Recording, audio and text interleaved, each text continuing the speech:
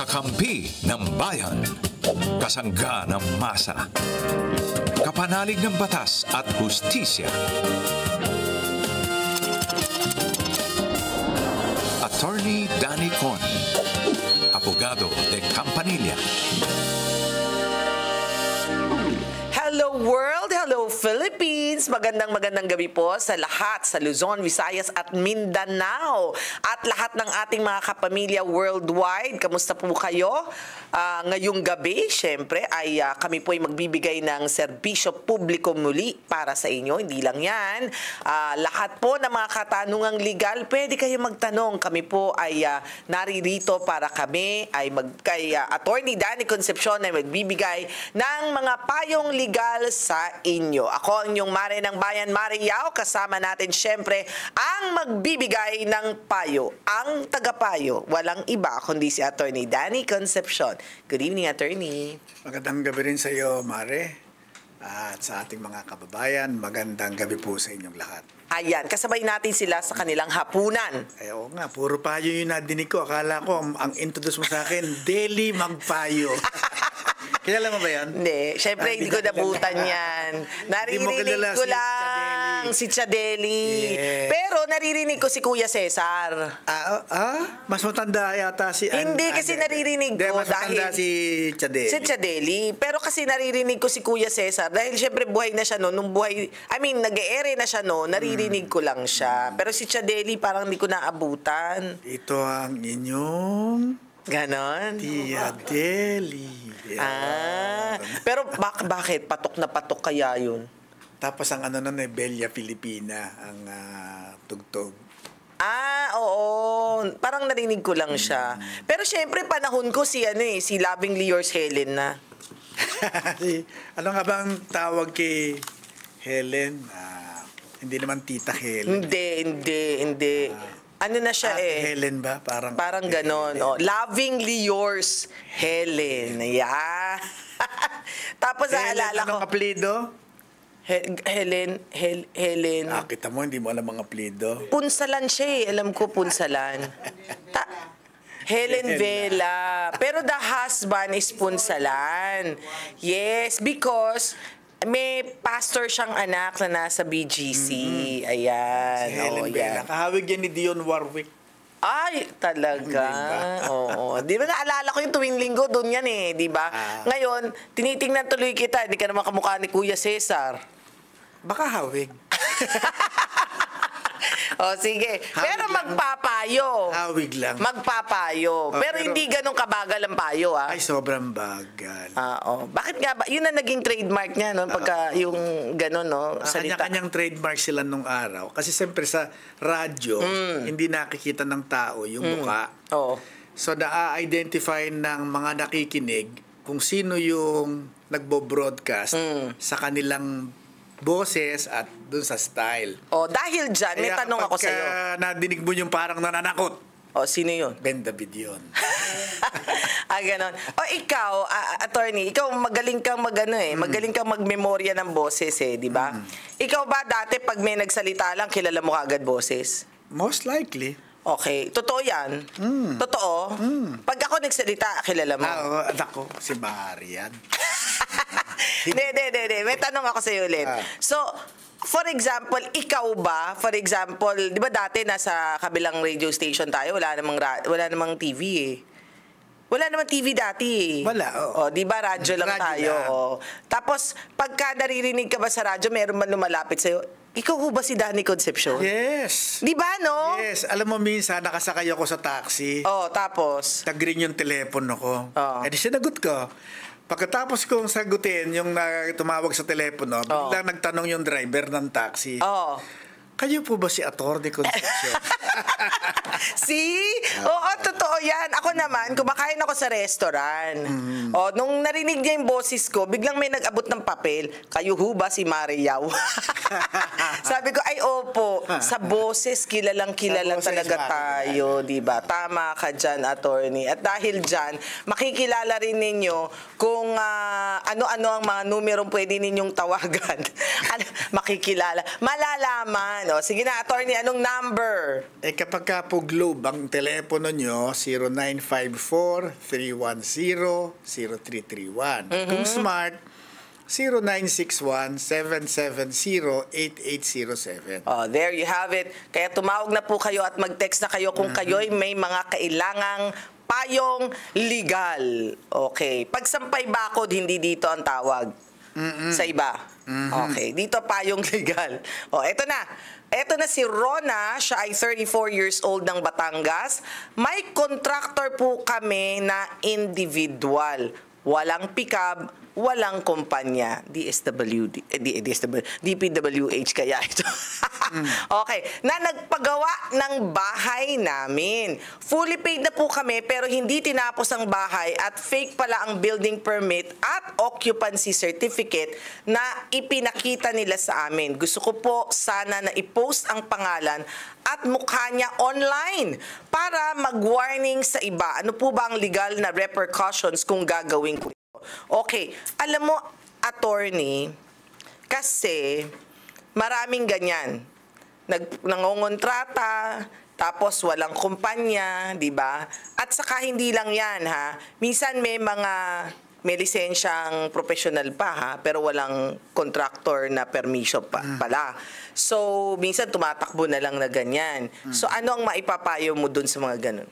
Kasi po, kung ito ipopost ninyo, ang purpose, ano ba ang purpose ninyo? To warn daw, to warn. Ano ho mahihita ninyo doon? Pwede nila kayong kasuhan. Oo nga, kasi individual, ano? Hindi sa halip na kayo lang ang may kaso sa kanya, ngayon may kaso na siya sa inyo. So, ang payo ko sa inyo, kung ang talagang gusto nyong mangyari, maparusahan itong taong ito, sampahan na natin ang kaso. At kung may kaso na, baka naman ma-pick up ng mga reporter, i-report. Correct. Huy, may isang artistang ganyan. Yes. Yung isang artista, na komedyante po siya, ang pagkakaalam ko, dahil nga kuha ng pera sa kanya, tapos halos na ubus na dapat yung contract price, hindi pa natapos yung bahay, dinimanda niya. Dinimanda mo. Ngayon, pagka meron ng demandang kriminal, pwede na hong pwede na hong ma-public announcement. May kinasuhan may kasong isinampe. Ang masama po kasi, nagpo-post na tayo nang hindi pa natin nadidinig yung panig ng kabila. Okay, baka mamaya, pagka nga ho yan, isinampahan ng kaso sa piskal, baka madisbis pe. O di ba, buweltahan naman kayo ng isa pang demanda.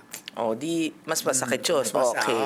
Sige. Sa halip na siya kayo yung nasa upper hand. Nasa offensive, magiging defensive na kayo. Which is pangit yun. Ikaw na nga naagrabyado. Ngayon, ikaw palalo maagrabyado, di ba? So, ingat-ingat, ha? So, wag ko kayo magpo-post basta-basta. Okay, are you ready? Sige. Ito na si Smile. Ano ang smile sa Tagalog?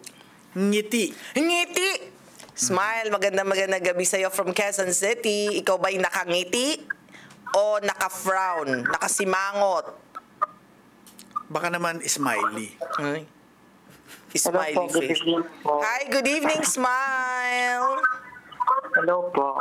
Okay. Naririnig kita, pero parang dami mong katabi, no? Oo, medyo layo-layo ka ng konti, friend. Oo, tsaka wag mo loudspeaker, ha? Apo. Ayan. Anong problema ni Smile? Hindi siya makasmile. Ayan. Nag-smile na. Nag-smile. Okay. Hindi smile yun. Tumawa pa. Humalakhak pa. O, sige, Smile. Anong problema? Hindi naman halak yun. Tumawa hindi ba yan? Tumawa lang. O, sige. Iba naman yung halakhak. Mamaya papakita mo sa akin yung halakhak mo. Yung huling halakhak. Yung halakhak, parang yun ang tawa ng... ng ano? Ng isang mangkukulam.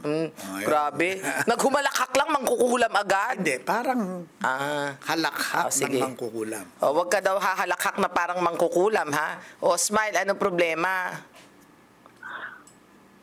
Magpapaano lang po ko sa ka-work ko. Kasi nababother na ako sa kanya for years.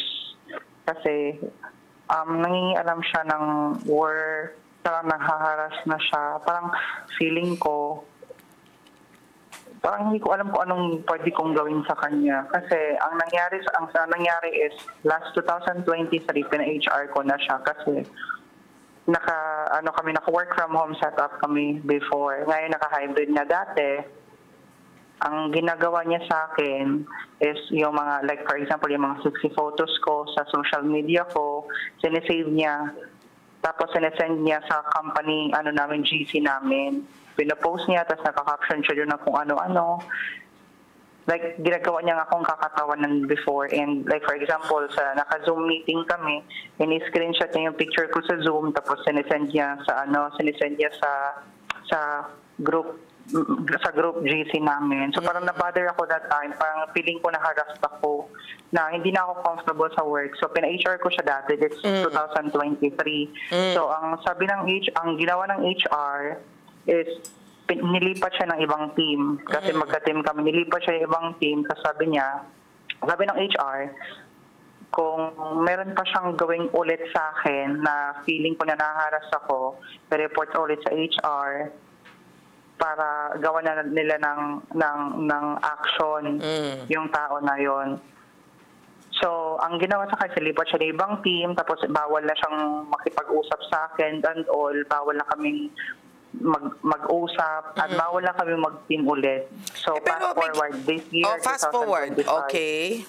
For 2025. So, yung supervisor ko, call center po kami So, this year, 2025, naka-maternity leave yung supervisor ko. So, kami, nilipat-lipat kami ng team. So, napunta ako sa team nila. So, magka-team na naman kami for the past 3 months. Tapos, ayun, so, since magka-team kami, wala talagang chance na hindi kami magkausap. Kasi hybrid kami. Nagkikita kami sa office. Tapos, alam mo yung nangingialam siya ng trabaho ng iba, dumarami na siya nakalaban. So what happened is this week lang, kasi meron akong client nung Friday na hindi ko pa na-submit kasi hindi pa siya tapos, hindi pa kami tapos ng usap ng client. Tapos meron kami agreement ng client na mag-call back tayo sa Lunes, so tapusin natin ito. Tapos, ang ginawa niya, hindi ko alam kung anong nasa utak niya. Like, yung client ko, pinapakialaman niya. Ni-review niya yung file. Tapos, sinend niya doon sa isang supervisor, hindi sa supervisor ko, hindi sa supervisor niya, sa ibang supervisor. Na-report niya yung application ko na sinabi niya na since napatapos naman yung application, dapat sinubmit na daw yun. So ngayon, yung isang supervisor, hindi siya sinagot. So, pinorward sa supervisor ko kasi dapat sa supervisor ko dapat nare-report. So ngayon, ito na yung mga supervisor ko, hindi niya agad chinek o ano ba talaga, hindi niya muna ako tinanong. So sinabi niya agad sa akin na meron kang zero tolerance policy, meron kang violation. Ang ZTP po sa amin is termination siya agad.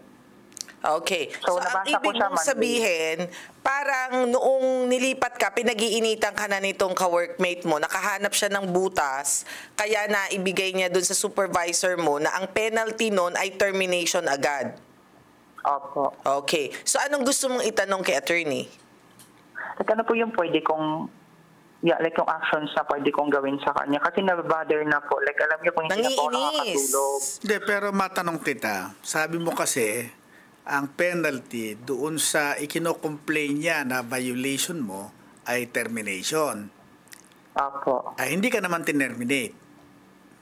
Hindi, kasi hindi naman siya terminable. Kasi nga, wala siyang karapat okay. Naman yung application ko. So, hindi ka naman tinerminate. Okay. O di ngayon, hindi pa po. Hindi pa po. Wala pa. Sino ngayon yung pumalit doon sa nag-leave na HR head? Wala pong HR na nagli-leave.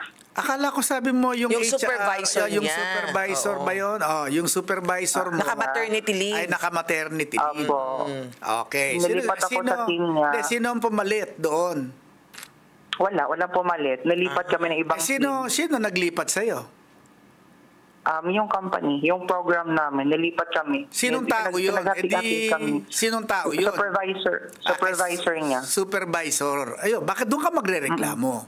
Na meron ho kasing order yung nakalib na supervisor na dapat hindi ho kami dapat magkasama ng team. Kasi meron ho Ay, sinabi ko na po yan. Sinabi ko na po ano yan. sabi? Ano ang sagot sa'yo? Sinabi lang sa akin na... Ano nga ang sagot sa'yo? Hindi lang daw kami mag-uusap, hindi ko lang napapansinin. Yun lang yung sabi sa akin. Kaya nga, o di ireklamo mo ngayon na ma'am, hindi ho nangyayari yon at pinapakailaman pa rin ako. Hinaharas na naman ako. Ngayon, magsampa ka na naman uli ng complaint. Ngayon, attorney, assuming, sabihin na natin, kasi may mga supervisors talaga na yung hindi masyado nakikialam sa ganyan. Alam mo, parang, sige, okay na yan. Huwag mo nang pansinin. Sila, sa kanila, parang wala lang yun. Pero syempre sa kanya, parang it matters. Kung ayaw nung supervisor na, gawin yung necessary, hindi katulad nung dating supervisor, magkaiba sila ng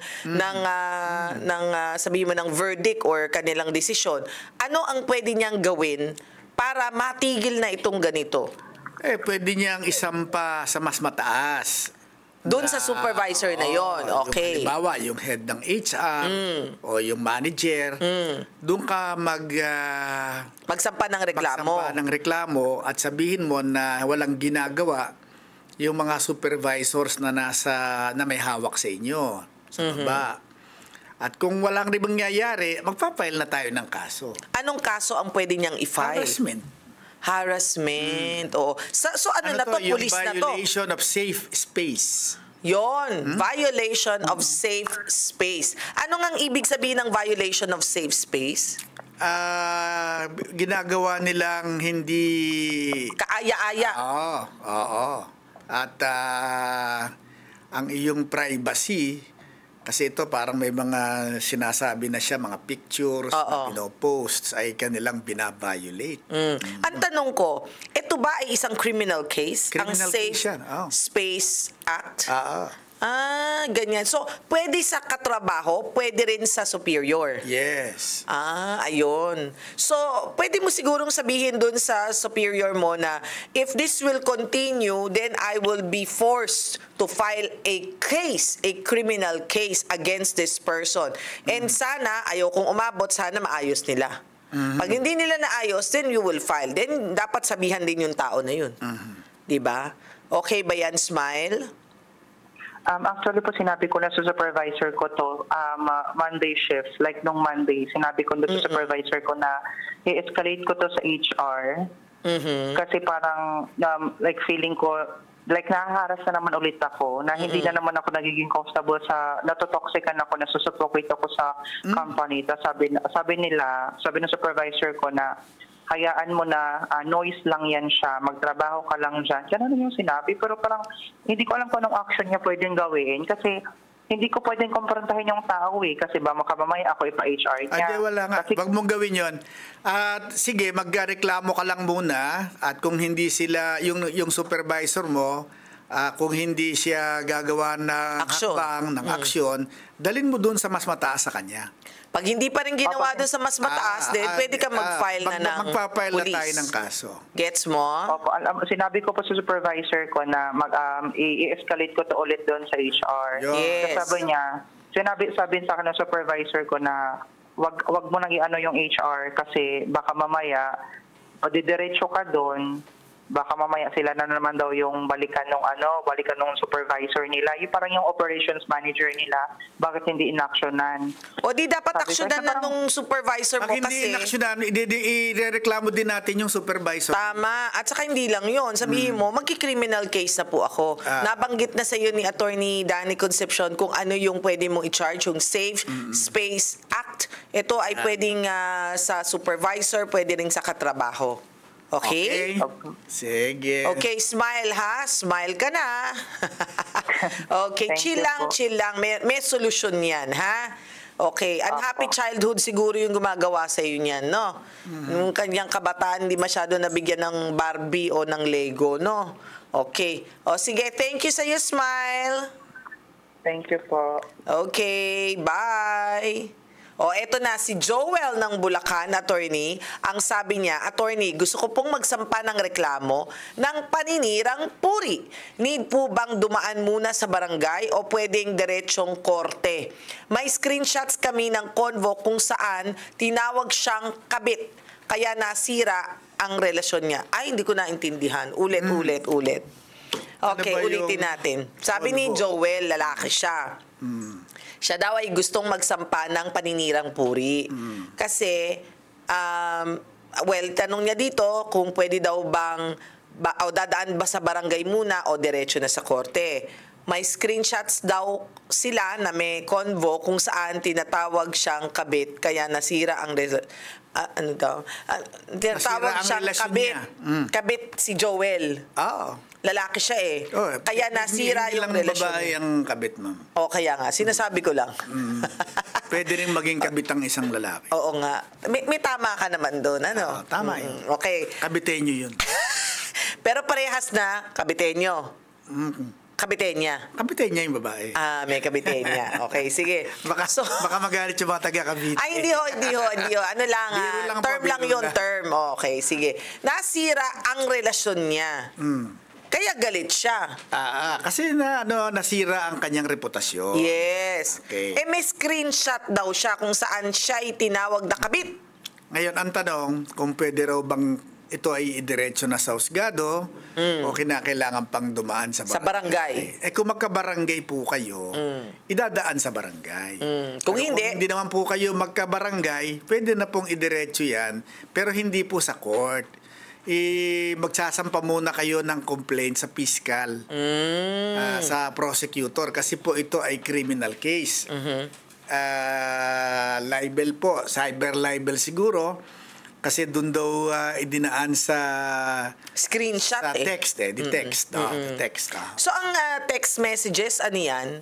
Cyber libel. Oh, okay. O, sige. O, siya, ha? Ito naman, si John, 24 years old, ng Cebu City. Probationary employee po ako. Sinabi ng employer na 1 linggo kaming walang pasok at wala ring bayad kasi daw wala raw gagawin sa opisina. Sa kontrato ko po nakalagay Monday to Saturday ang pasok, pero walang nakasulat na forced leave.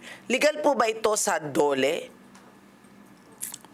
Ang sabi kasi walang gagawin. Oo, kasi wala daw silang gagawin. Can you scroll it down? O, sabi niya, pero probationary employee pa lang siya. Okay, sige. Dahil wala daw silang gagawin, baka, alam mo, wala pang gagawin eh. Opo, kasi hindi naman natin pwedeng puwersahin na kayo ay pumasok puwersahin yung employer. Na kayo ay papasukin sa workplace nang wala kayong gagawin. Kung totoo yun, kung totoo na wala silang gagawin. Kasi po,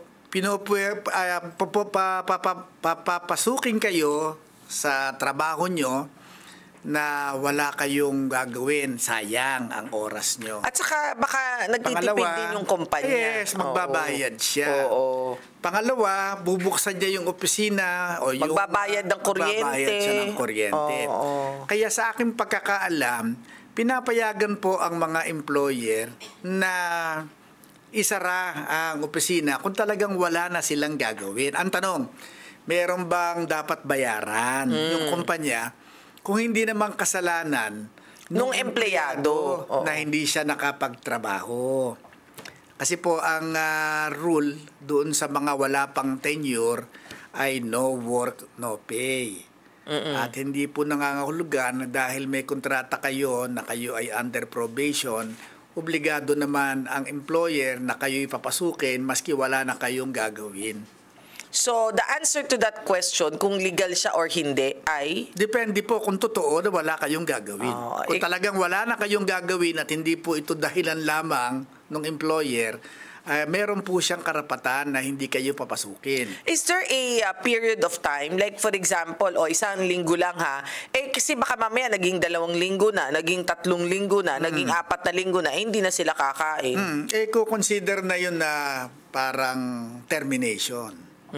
Magiging entitled naman sila sa termination pay. Kahit probationary ka? Kasi pagka, ang alam ko, entitled ka. Pero maliit na lang ang makuha mo. I see. Siguro, intindihan na lang muna pagka ganon, no? Baka nga naman talagang walang gagawin at nagtitipid. Pero kung may gagawin naman, at lalo pa kung iba na yung pinagagawa nila, medyo may problema yung employer. Okay. Pwede nating ireklamo yan. Anyway, kung ako naman sa'yo, pwede ka naman maghanap ng ibang trabaho kung probationary ka dyan at di ka naman sinesweldohan at alam mo na kailangan mo ng pera. Kasi sa totoo lang, attorney, yung mga no work, no pay, kailangan din nilang mabuhay. Kailangan din nilang magkaroon ng pero pagkain. kailangan ding mabuhay ng employer. Yes, kaya nga intindihan. Siguro pag 1 week, sige, okay lang. Pero pag sumobra na, makakalamnasik mura din ng tao. Kasi po, pagka nalugi naman yung kumpanya, magsasara. Wala rin talaga silang makukuha. Wala kayo makukuha kasi pagka po serious business losses ang dahilan kung bakit kaya nagre-retrench yung kumpanya o bakit isinasara, wala pong makukuhang separation pay. Sa mga probationary ba, attorney, meron lang separation pay yon o wala? Alam ko probationary? meron. Alam ko meron. Kasi meron siyang term lang 6 months eh. So pag tinanggal ka ng walang dahilan during the 6-month period, parang may may problema yan. I see. Alright. So anyway, marami ho sana kayong natutunan sa amin ngayong araw na ito, ha? Dahil marami akong natutunan mula kay Smile, mula dun sa nag-text sa atin sa John, at marami pang iba. At wag niyo pong kalimutan kung kayo po may mga katanungang legal, alam niyo na mga number, ha? So maaga pa lang ay tumawag na kayo at magpa-reserve na kayo ng slot para makausap niyo si Attorney Danny Concepcion. With that, maraming salamat pong muli. I'd like to say hi to my papa and my mama, Jimmy Yu, and of course, Training, and Macastro, good evening. Hanggang sa muli po, ako inyong Mare ng Bayan, Mare Yao. Attorney Danny Con po, abogado de Campanilla ng Bayan. Hanggang sa susunod po nating episode. Bye everyone! God bless you!